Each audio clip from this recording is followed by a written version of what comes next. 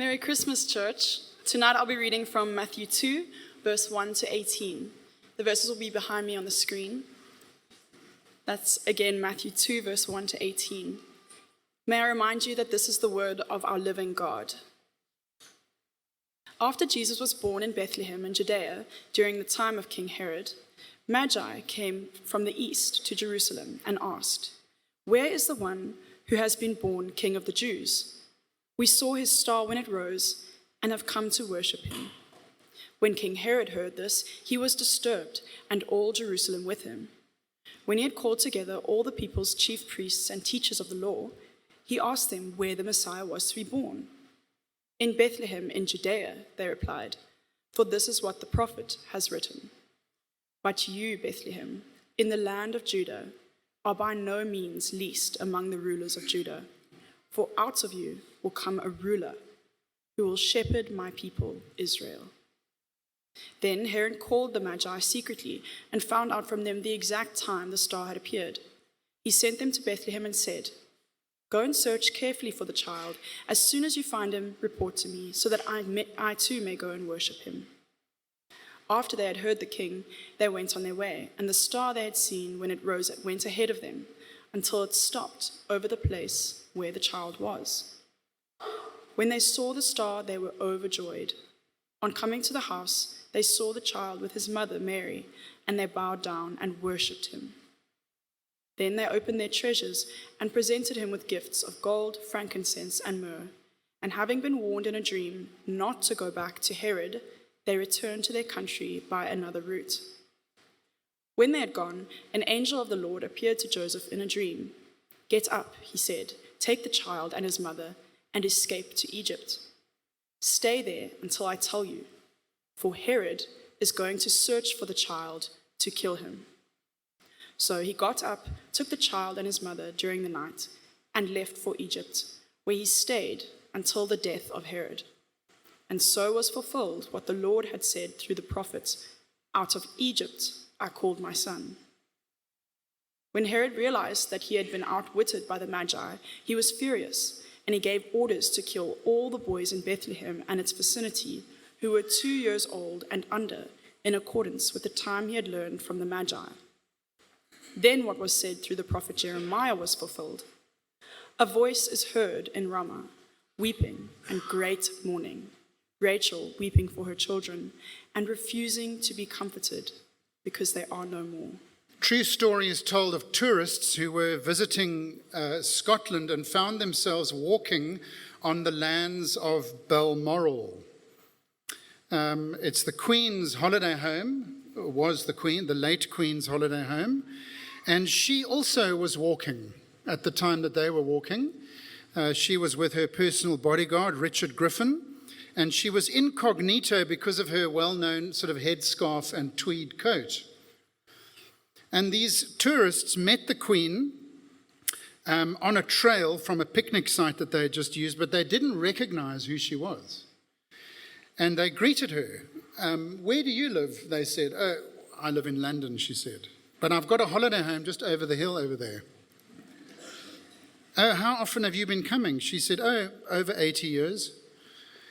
"Have you ever met the Queen?" they said to her. "No," she said, but he has," and she pointed to her bodyguard. And this is a true story, but would you believe it? They handed their camera to the Queen and asked her to take a photograph of them with the bodyguard because he had met the Queen. Well, there's some encouragement for us. We may have forgotten people's names from time to time, but at least you are not guilty of forgetting who's king or queen. Although it has a long history, actually, stretching back at least to the birth of Jesus. What Ella read for us this morning is one of the Bible's descriptions of the early life of Jesus, and it shows us two different responses to Jesus, to the fact of Jesus being born into this world.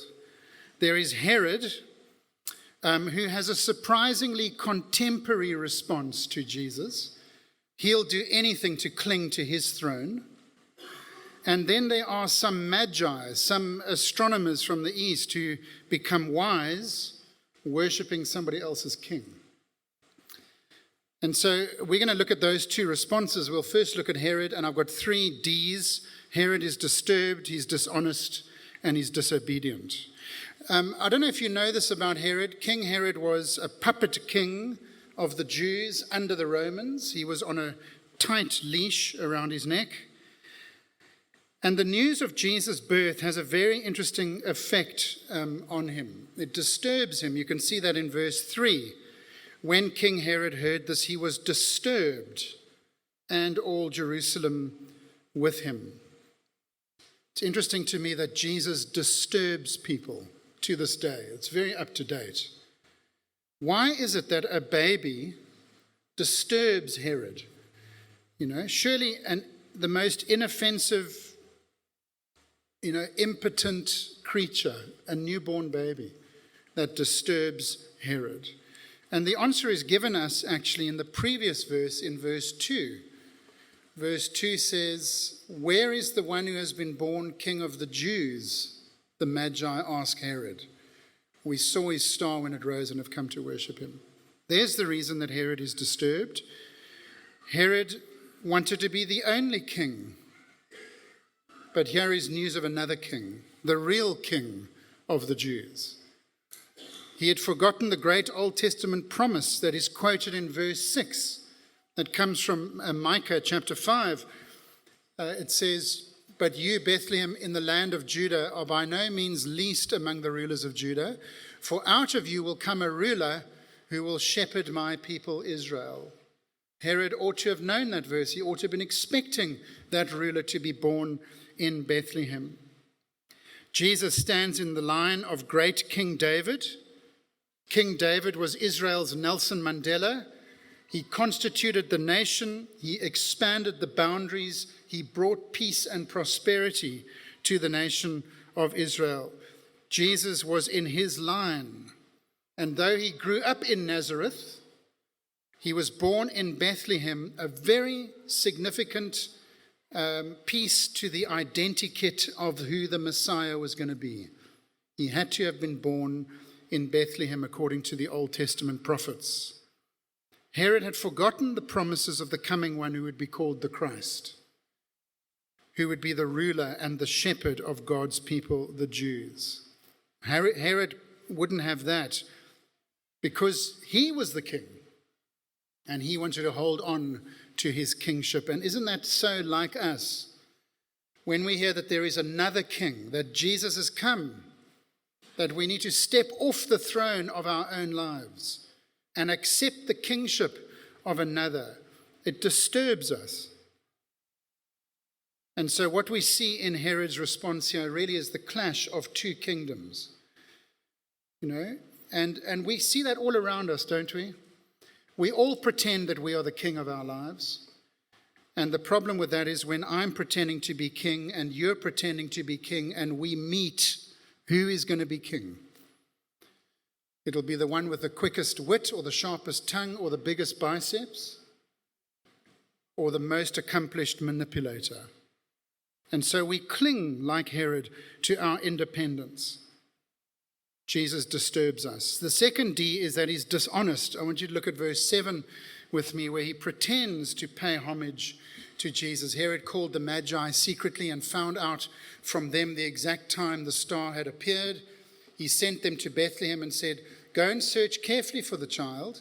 As soon as you find him, report to me so that I too may go and worship him." He pretends that he respects Jesus. Many people do that at Christmas time. Many people think, Jesus is good for the kids. We do it in other ways as well, don't we? We claim to live by the golden rule or to obey the 10 Commandments, but we won't actually have Jesus rule our whole lives. We might give him Christmas Day and maybe Easter, maybe high days in the year, but we won't actually let him rule us to our roots. We pretend. And I want to say this morning with respect that it is fundamentally a dishonest claim. To claim to be a Christian, but to not have any evidence of that in your life, or to allow that to affect you in any way in your life, is actually profoundly dishonest. You can't have Jesus on your own terms. You can't say, I'm going to live a balanced life. I'm going to do a little bit of this, a little bit of that, a little bit of that, a little bit of Jesus. Jesus doesn't believe in a balanced life. He wants everything. And so let's be honest about our relationship with Jesus. Let's not this Christmas just doff our hats at him because it's the right thing to do. But deep down, we keep him at arm's length. We hold him at bay. We will not be ruled by him. Third thing that we see in Herod is disobedience. Look at verse 16. Here we get the real intent of Herod. Far from going to worship him, when Herod realized that he'd been outwitted by the Magi, he was furious, and he gave orders to kill all the boys in Bethlehem and its vicinity who were 2 years old or under, in accordance with the time that he had learned from the Magi. It's interesting and even fitting that the shadow of death was on Jesus at the beginning of his life. For that is how his life ended. It ended with him ascending not to a throne, which is what you might expect, but to a cross. Instead of submitting to Jesus as his king, Herod seeks to eliminate Jesus. And the intent of this evil was really the murder of the infant king. Herod is an extreme picture of someone who opposes the purposes of God. Do you know who he reminds you of if you know the Bible? He reminds you of another king who was an infanticidal maniac, Pharaoh. Pharaoh also killed all the babies in Egypt under the age of 2, the Jewish babies. In fact, Matthew has the story of the Exodus in mind. Look at verse 13, what he says. When they had gone, an angel of the Lord appeared to Joseph in a dream. Get up, he said, take the child and his mother and escape to Egypt. Stay there until I tell you, for Herod is going to search for the child to kill him. Verse 14, so he got up, took the child and his mother during the night and left for Egypt, where he stayed until the death of Herod. And so was fulfilled what the Lord had said through the prophet, out of Egypt I called my son. See, that is a reference back to the Exodus, the first time a king tried to kill all the Jewish baby boys. Friends, Christmas is another reminder to us that God has got a plan for this world, and that his plan for this world is rescue. And he has sent his son to lead us as our king. Many are indifferent to Jesus. There might be some here this morning. So glad that you're here. I want to challenge you respectfully. Please, will you give Jesus more thought? And don't just dismiss it as a tradition or a family activity this time of the year. Either we accept him on his terms, or like Herod, we stand in opposition to him. You may not want to kill him like Herod, but those seeds are in all of our hearts. Let's look at the second response to Jesus. That was Herod. Disturbed, dishonest, disobedient. Here's the Magi. The Magi were non-Jewish religious astrologers. They were from a different country. And it's worth noting, by the way, that unlike some of the Christmas cards that you may have received or sent this year, they didn't come with the shepherds. They came probably 18 months to 2 years after the shepherds. They might have been wise men, but they weren't punctual men. They came later. A good reminder, by the way, that if you want to find out the truth about Jesus, you need to read the Bible and not Christmas cards. But notice 3 C's with me about the Magi. Number 1, they are convinced. Look at verse 1. After Jesus was born in Bethlehem in Judea, during the time of King Herod, Magi from the east came to Jerusalem and asked, where is the one who has been born King of the Jews? We saw his star when it rose, and we've come to worship him. Here are a group of pagan tourists in Israel. who are convinced that a king born in a foreign nation, that his kingship extended beyond the borders of Israel to them. It's an extraordinary thing to be convinced of. They understood that the king of the Jews was actually the king of the world, and that included them. That's why they wanted to worship him. They must have received that knowledge from God. It can only have been told by God. But can you see the contrast with Herod? It's a deliberate contrast in these verses. They were rulers and noblemen as well, like Herod, and yet there is something that they get that Herod misses. They accept that Jesus was relevant to their lives, that he has a claim on them. It's quite ironic when you think of it. The king of the Jews, Herod, the puppet king of the Jews, doesn't recognize the true king of the Jews, while these Gentile pagan rulers want to subject themselves to the true king of the Jews, to Jesus. So they're convinced. Secondly, they're confused. I love verse 2. Where is the one who has been born the king of the Jews? You know, they expected the birth of a king to be hailed from on high. We've been waiting hundreds of years for this king who fulfills all of the prophecies. They expected him to be born in the capital city, to be in the king's palace, to have the best care. Surely he was on Discovery's classic comprehensive plan in a private ward in Mediclinic. Where is he? Why don't you know about him? They expected the entire nation of Israel to have known about it. Instead, Herod and all Jerusalem are disturbed. And so the Magi are confused, not recognized by his own people, born in a stable, laid in an animal trough. What kind of king is this? It's not what we were expecting. Friends, can I say that's an excellent question? What kind of king is this? You know, Jesus' humiliating birth was a fitting start to his life, which would end on the cross in humiliation of humiliations. Jesus turns the world's ideas about what or who is important and powerful on its head. The King of Heaven, born as a rejected peasant, as a refugee, it should humble us, it should comfort us, it should confront us, it should persuade us that Jesus is for everyone. Lastly, they are contrite, verse 11. On coming to the house, they saw the child with his mother Mary, and they bowed down and worshipped him.